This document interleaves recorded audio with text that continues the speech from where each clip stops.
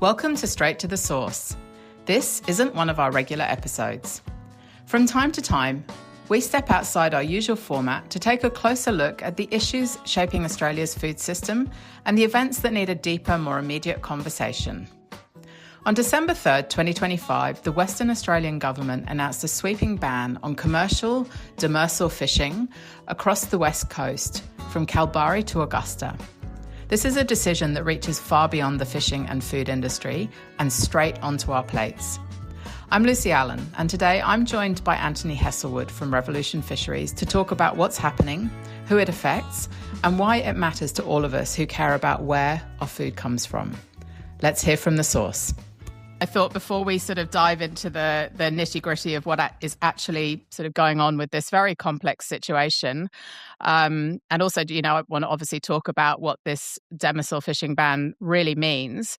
Can we start by, could you tell us what Revolution Fisheries does, where you fish, and also what species are known as demersal fish, just to sort of set the scene for our listeners?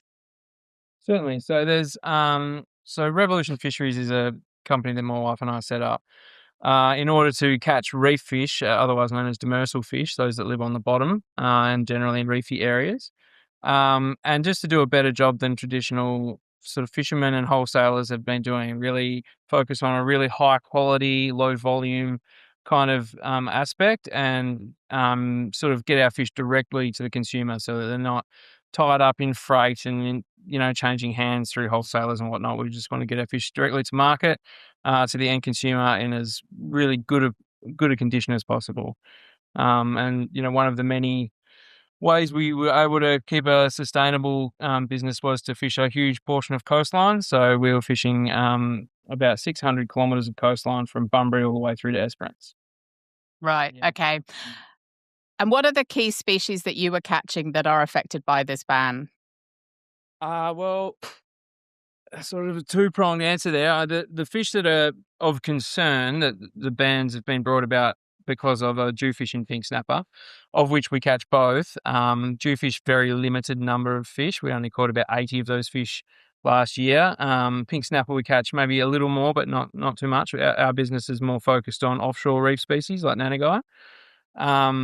But the bans themselves, in order to protect those two species of fish, have taken every single other species of fish off the table for us, demersal fish and non-demersal fish as well. Right. I mean, our phone conversation on the 4th of December is etched into my memory. I remember seeing a story that you had popped up on Instagram, and I thought, I kind of read this right. I must be misunderstanding it. So I jumped on the phone and gave you a call. And I mean, I was just speechless at the end of our conversation, when I really understood what had happened, that really with less than a month's notice, and having spent years building your business as a first-generation fisherman, having invested heavily in the processing facility, but also with a newborn, your third child, having just arrived at home, and I was speechless at how this could even be real. What was going through your mind when you heard about the ban? Well, I mean, likewise, speechless, disbelief, shock. And just, it's sort of big belief that that was the decision that they'd come to. I mean, we knew that there was, we've been in discussions with department and WAFIC, our peak body, about potential changes to the fishery and the rules and stuff. We were aware that the stock assessment had highlighted the jewfish and pink snapper were at risk. So we'd made a number of suggestions to our peak body and to the department of ways that we could mitigate those captures of those fish. So, we thought we had a really workable situation there to continue catching the really sustainable options that are out there, which is the vast majority of the fishery, and avoid these two inshore fish. So to hear that the government had decided to compulsorily buy out every single fishing license in that area was insane to us. You'd had the chance to put forward your advice and comments, but they weren't taken into consideration. Yeah, absolutely. And I'm not sure at what point in the process that wasn't taken into consideration. Obviously, we have to work through our peak body. The minister doesn't ring fishermen one by one to find out what we want. So we worked through our peak body WAFIC, and it seemed as though there'd been an extensive program there. One of the guys there, Felix, had compiled a submission to the minister based on his discussions with each and every fisherman, which seemed like it was really great, and got a comprehensive view of what we thought we could do, and some really great options in there to create a sustainable future. Whether, I'm not sure exactly what the minister got her hands on in the end, but at some point there, either the translation was lost or the minister just disregarded that. Right. So frustrating. I remember hanging up from that phone call, just feeling so angry for you and for about the situation. But also, I think, the timing seemed fairly strategic at a time of year when a lot of the chefs and industry people that, are your supporters were so busy in their own businesses, they either would have missed the headlines or they just didn't really have the time or headspace to understand the complexity of what was going on. So, I mean, we jumped on a lot of phone calls and emails and we got a petition going, which got some fantastic support. But it felt like the timing wasn't ideal and potentially a little strategic. Yeah, absolutely. I think, going from just a pure, backyard sort of fisherman that I am into diving into this scenario, and over the last month and a few weeks, speaking with so many politicians and people in that arena, yeah, really, really obviously a strategic maneuver there. So I guess the government knew what they were doing, and it's, pretty craftily orchestrated to, Yeah. create that confusion at a time when people are busy and there's so much going on. And, also, over that Christmas period, they kept the parliament open a week longer just to shove this thing through. And then parliament doesn't reopen, and still not yet until next month. So, by the time that it comes around to talking about it again, it's already happened, and it's sort of the aftermath. And, yeah, I guess they're banking on that to sort of really let it slide past the wicket keeper. Yeah. Well, look, we had conversations with so many people in the industry via SMS, phone calls, emails. Neil Perry was a very vocal supporter on his channels. Danielle Alvarez, Matt Moran, Josh Nyland, Lennox Hasty, Scott Bridger. I mean, the list just goes on and on and on. But I think it's really timely to give an update on what is going on, because this was pre-Christmas. The ban has now come into effect, and there's some other sort of impacts that are ahead for you when you hit April 2026. But I mean, it was framed as a sustainability measure to protect declining fish stocks, as you have explained. But it's a sweeping one-size-fits-all policy that has just had this incredibly far-reaching impact. And it's really caught fishers like you up in the same net as industrial fishing. Talk us through why the lack of differentiation between industrial fishing and small-scale, low-impact operators like you, why that differentiation matters. Yeah, absolutely. And I think, like in this West Coast demersal fishery, the vast majority of operators are small family run artisanal fishermen like myself. So there's not a lot of industrial fishing even in this arena. There's a little bit in the Northwest trawl. Obviously, that's quite an industrious way of catching fish. So that was deleted entirely as well. But in the area that I'm fishing, it's mostly, like mum and dad fisheries, we'll call them, like people like me just going out and catching a couple of fish with hand lines. It's not anything industrious. Yeah, and just the blanket one size fits all thing is one of the worst things about it. There's a plethora of ways we could have managed this to keep businesses viable, to keep fish coming in, keep fish stocks viable as well. So, when you start to look at all the things that have been going on and whatnot, I mean, I'm no conspiracy theorist, but it sort of stops looking like it's got anything to do with fish stocks, because the fish stock that is in danger, the jewfish and the pink snapper, are easily avoided. Certainly in the southwest anyway, where we fish. I can't speak for other areas that I don't have in-depth knowledge of, but certainly in the southwest down here, all the data and science that is available from Depot themselves supports commercial fishing. So it really begs belief that they just deleted us. So just to clarify what you were just saying, you can actually target the species you want to catch, and you can avoid the species that you want to avoid. Like it's that simple. Absolutely. Right. We're an incredibly targeted fishery. There's a number of measures we can put in place to mitigate the fish that we catch. Even just hook size makes a huge difference. Pink snapper are quite aggressive feeders, but they have a smaller mouth. So just by going up a few sizes in hook, you can avoid a lot of pink snapper capture.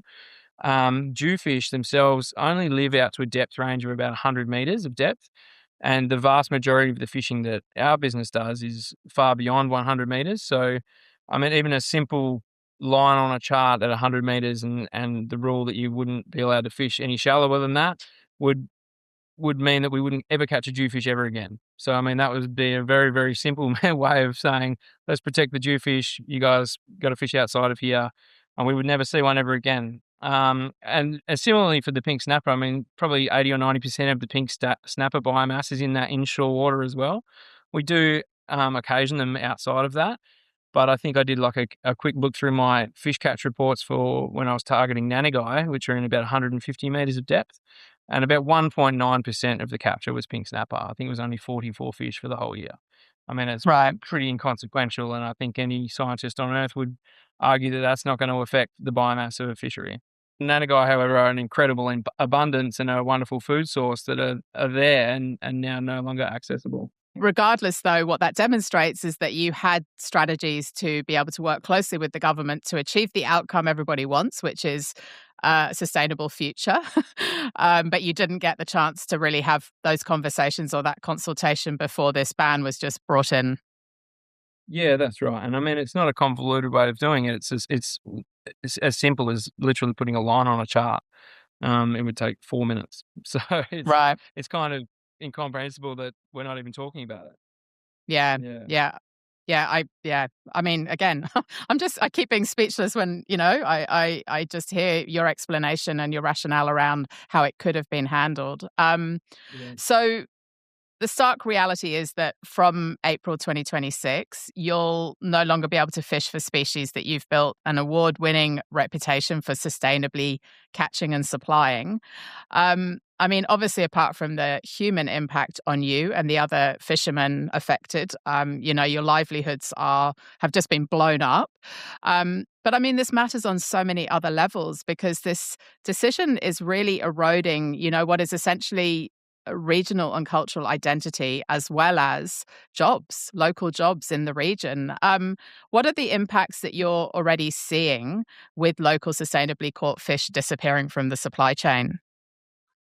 Yeah. I mean, a lot to unpack there, but you're right, across the board. I mean, culturally, I mean, this is what Australia is about, right? I mean, we just had the Paired Festival in Margaret River, and we had all these international and national, acclaimed chefs coming over. And, we were lucky to be named a seafood provider for that event, and we, provided everybody with some wonderful fish. Josh Nyland, I went to his event, and he dedicated the night to West Australian seafood and the way that we catch it and look after it. So it really just, what are we going to do next year? We had Andy Herndon out on the boat catching fish, and I said to him the other day, I was like, mate, next year I might have to offer you a frozen Mekong River catfish to cook. Like it's really scary for cultural identity and it's Australians. That's who we are and what we do. And of course we want to protect fish stocks wherever and however possible all the time. But when there's so many great options to catch fish that are sustainable and look after the ones that need help at the same time, well, that really should be the priority.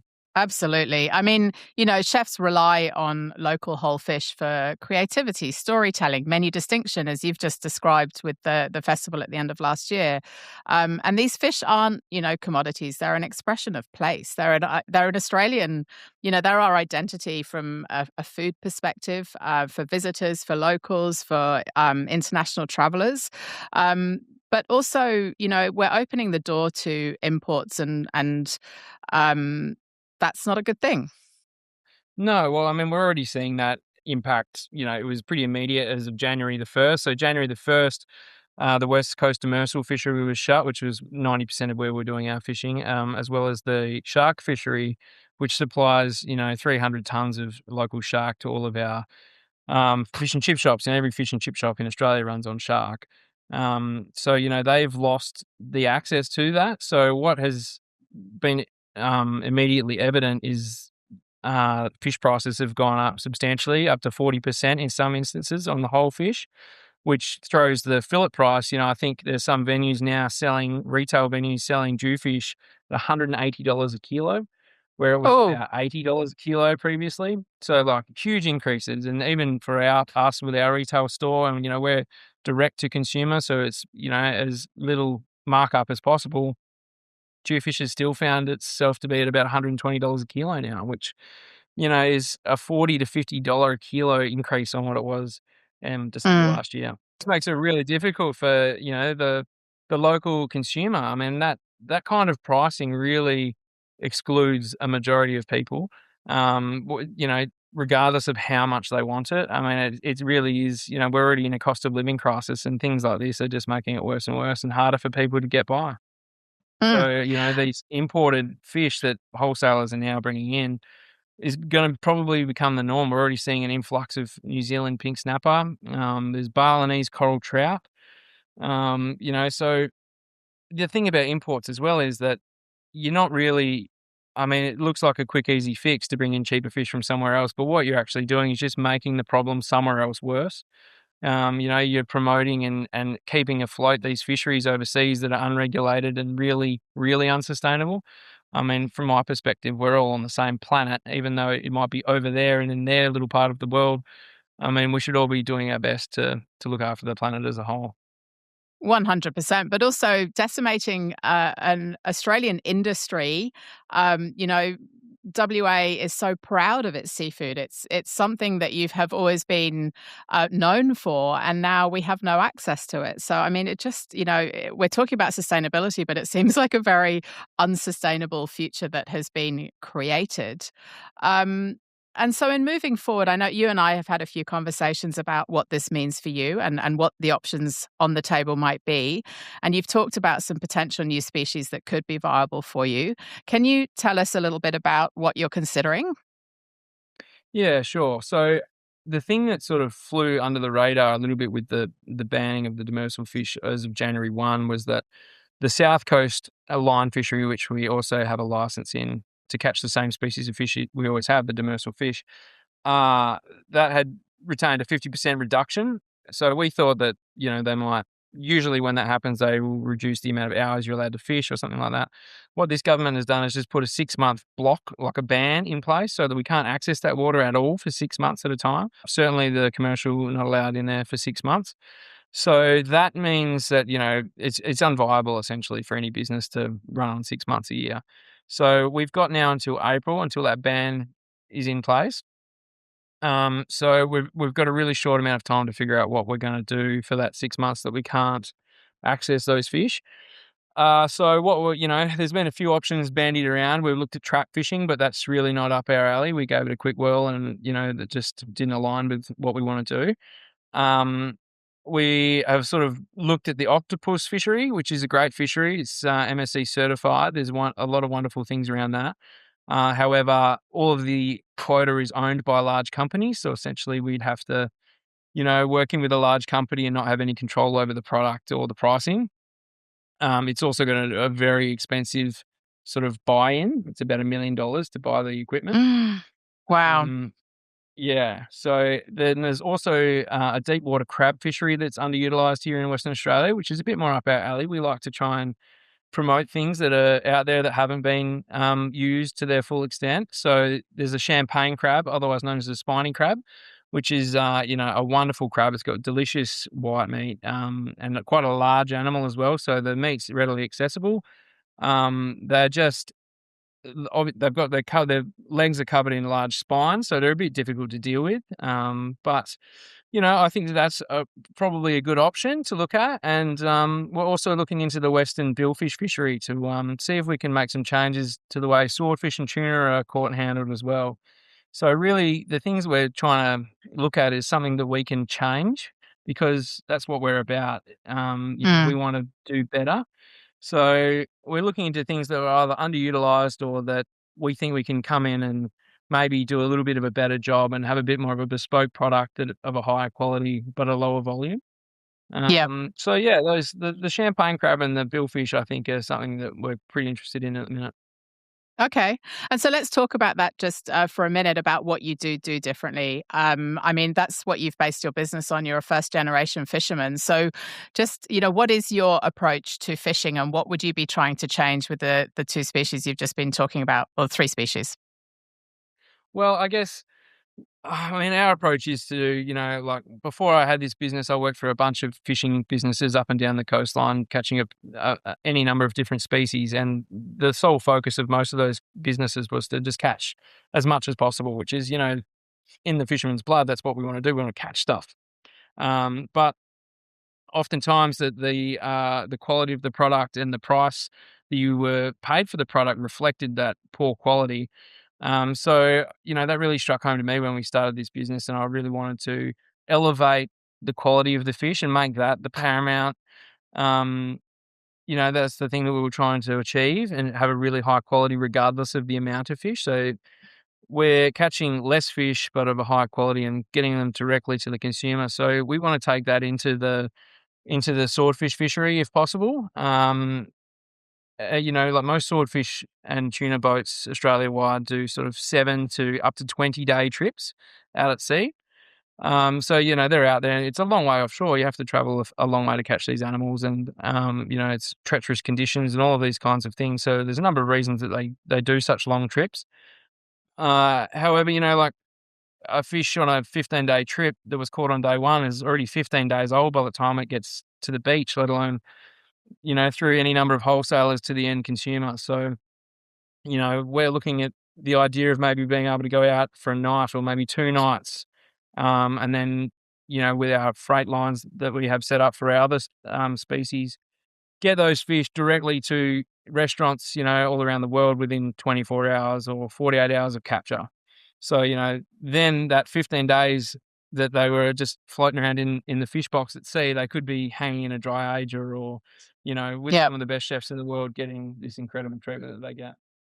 Yeah. Well, I mean, that's why you were recognised in the Delicious Harvey Norman Produce Awards with the From the Sea trophy because of the attention that you're paying to that quick turnaround, the quality with which it's handled and, the speed with which it can get to market. So, you've got a lot of support from the industry in what you're looking towards. I might be speaking out of turn here a little bit. I've never caught a swordfish before in my life, so this is at the moment a dream for us to go and be able to try and do this. I'm not sort of I don't want a generational sword fisherman to see this podcast and think, what a little idiot. He doesn't know what he's talking about, because maybe I don't. But, I think that certainly there'd be able to be some improvement. And I think that should be explored, especially in a climate like this where fisheries are being shut and, things are sort of on a downward trend in terms of fishing nationally. So I think if there's an opportunity to elevate species, particularly underutilized ones, and get them out there on plates, then it's worthwhile looking at.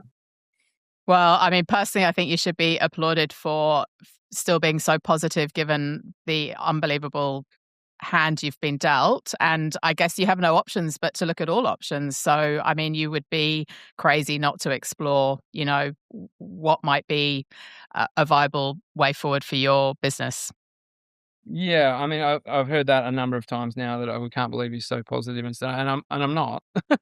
I'm not. Let's be clear. I'm very upset, and it's a huge blow to our business and our family, and financially an absolute train wreck. But there's not really too many options. I mean, I can go and cry in the corner about it, but that's not going to achieve anything, And we've had a lot of momentum up to this point in the last 3 years, after Delicious Produce Awards, and, we've had a lot of recognition. We've got a lot of wonderful support behind us.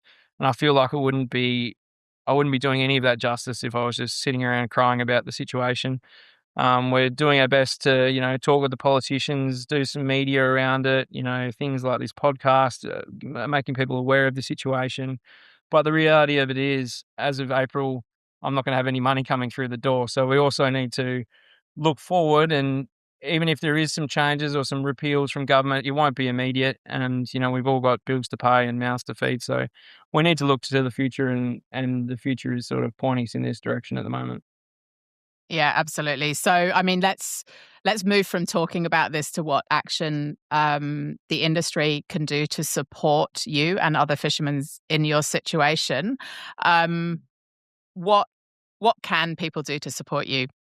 There's a parliamentary petition up, and I'm sure we'll be able to find a link for that, which has just had an extension to the 17th of February. The link is actually in our Straight to the Source Instagram bio, because that's what, when we started the petition to support you, we actually we got such great support behind that, but then we realized that one was running and could potentially have a much more tangible outcome. So people, if you're listening, you will find that link in our Straight to the Source Instagram bio, and we would love you to go and sign it. Yeah, absolutely. I think at last look, it was nearly 30,000 signatures. So I think that at this stage, government have been pretty resolute in what they've decided to do. Discussions with the Premier and the Minister have been somewhat positive, but certainly no agreed changes or anything like that. And if anything in the media, they're doubling down on their decision. So I think that the best way forward is to support this petition and really look for a parliamentary inquiry into how these decisions are made, and if anything, maybe not even change this decision, but perhaps influence the way decisions are made in the future. Yeah, absolutely. I mean, I think the support could also extend to, asking questions about where your seafood's coming from, understanding that supply chain, not just the distributor you're buying it from, but the story behind that. Speaking publicly about sourcing challenges. I mean, this is affecting restaurants in WA, across Australia, and that will only get worse. And so as diners, we can also advocate for these sustainable policies through measures like signing the petition. But having these conversations is really important, and not letting them just die because the decision's been made and, not what can be done. I think it's really important that we all keep this conversation alive and kicking, and sharing these stories to keep the issue visible. Yeah, absolutely. It needs to be something that keeps being talked about, because it's often, that's sort of the premise of the whole before the Christmas rush, throw it through the parliament, is that it'll be forgotten about. So Yeah. I think it's important to keep talking about it even after the decision's taken effect, because I mean, the precedent that it's set to shut fisheries, I mean, the shark fishery that they shut down caused 0.4% of demersal fish in that shark fishery of all the fish caught. So it really has absolutely nothing to do with the at-risk species, even though it does retain some catch of that. 0.4% is not going to affect any biomass anywhere on Earth. And that they just deleted that fishery 33 days after the Commonwealth audited the fishery and called it one of the most sustainable shark fisheries on Earth. And then they've deleted it 33 days after that. I mean, it sets such a nasty precedent for fisheries worldwide, but particularly in Australia, that they can just waltz in and do that with very little consultation. And like I said, we did make a submission, but there was absolutely no discussion about deleting fisheries Yeah. entirely. So, Yeah. I think that should worry and scare everybody in Australia that accesses wild seafood, because, I mean, where's next? Yeah, it's an alarm bell, and we need to listen to it, and we need to really keep this conversation in the headlines, front of mind, and people really getting behind having those conversations with their friends, with their colleagues, with their businesses, and voting with their dollar where possible. Yeah. Um, Anthony, thank you so much for sharing your story with us today. It's understandably hit you very hard, and I know from our conversations over the past 2 months, you've had a lot of very low moments, understandably, and your resilience is. I take my hat off to you. I really do. The crazy thing is that sustainable fisheries are not just in your best interests or the industry's best interests; they're in everyone's best interests. So, the fact that more consultation and conversation wasn't had to achieve an outcome that would have been viable for everybody it's really mind-boggling. So thank you for explaining a very complex situation very clearly. And we look forward to supporting you and other small-scale, low-impact fishers in building a sustainable future. We'll put some links in our show notes, so if people do want to reach out and have a conversation or inquire about, some of the species that you're looking at as options, they can get in touch. But do you have any other comments before we wrap up? No, I think you covered it well there, Luce. I would just say one of the voices that isn't heard much is from the venues and the chefs. Okay. Even now, chefs are still calling me, asking me if they can have fish this week, and I'm like, guys, we've been through this. We can't give you the fish because it's been deleted, and sort of still confusion around that. So I would say that the industry, if possible, speak up, because you guys are the guys that are affected the most here. Yeah. But thanks Here, for here. having us, Luce. Really appreciate the support and helping out. Yeah, look, it's our absolute pleasure, and we'll stay in touch. Look forward to hearing about the new species. I mean, we've spoken about how we can help you educate the industry around, how to handle them, how to showcase them. So look forward to having those conversations. And yeah, all the best, and we'll catch up again with you soon. Silver linings. We're looking forward to it. Thank you so much for listening in. We really hope you enjoyed the conversation.